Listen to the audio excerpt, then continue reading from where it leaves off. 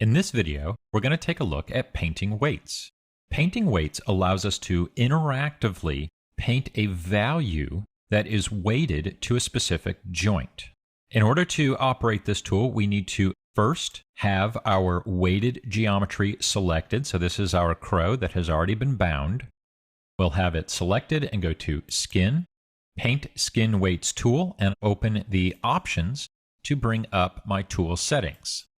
As soon as I engage the Paint Skin Weights tool, we can see that the color or the shading changes on my model. And now I'm given a shaded black model with a weighted area shown in gray. That weighted area is the weights that correspond to the root joint. We can see right here that is the one that's selected.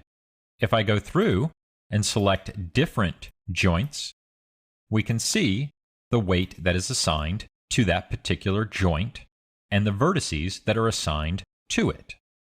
I'm going to click out of that and just select the leg joint so we can see the area that we want to paint. I'm going to hit E to rotate the joint and just rotate this, and we can see that we have a lot more vertices attached to that leg joint than we really want to.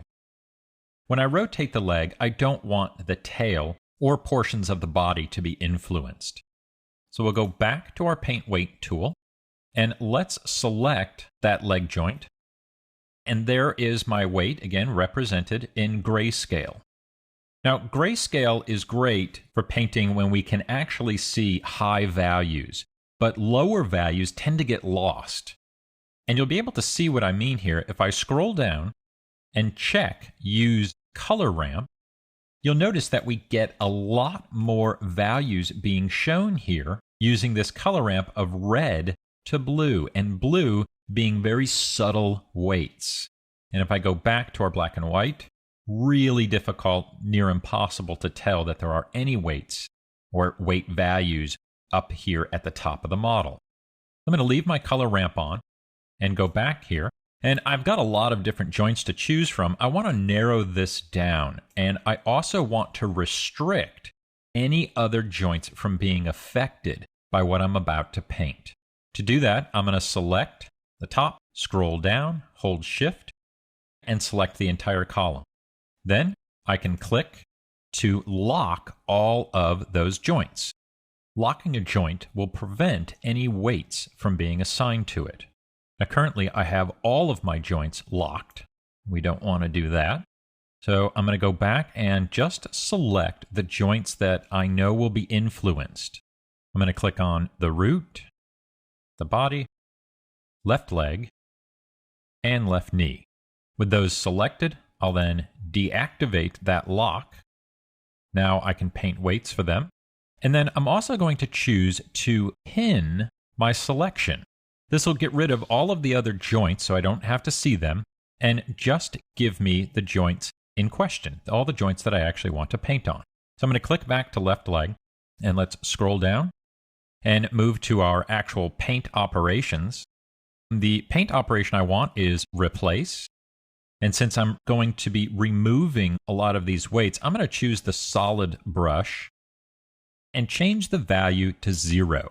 This will effectively remove all of the weight from the particular vertice that I'm painting on. So let's go out onto the model. And again, this is the left leg joint. We can see that it is highlighted. And I'll just start to paint. You can paint just by hitting the left mouse button. And we'll go around and just get rid of all of those weights. We do not want the left leg influencing any of those vertices. And I'm going to leave the rest of that there. That should be pretty good. Let's check our other joints. We'll go to the left knee. You can see the left knee down here is affecting some of the vertices up here. So let's paint those to 0 as well. Certainly don't need it to affect the tail. There, perfect. Go back to left leg. Everything still looks good there. Body is good and root is good. Now, the reason why I selected the root and the body and kept them unlocked is because as I paint left leg 0, the weights that I'm removing have to go somewhere. And so I'm forcing them to go to the root or to the body. If I didn't, let's just unpin everything.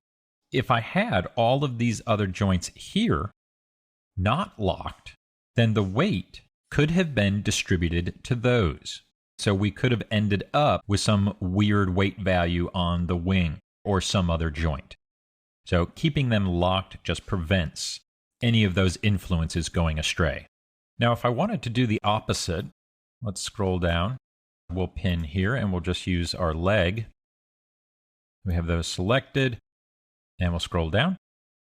And instead of replacing with a 0 weight, I'm actually going to paint weight. So we'll bring that up to 1. And I'm also going to turn the color ramp off and just go to black and white. Now when I come out here and paint, you'll see that is actually painting values there, and all of those will then affect the leg. I'm going to undo that, go back to our good weights, select that joint, and we'll rotate this. And you can see none of those vertices are being affected anymore by the leg joint.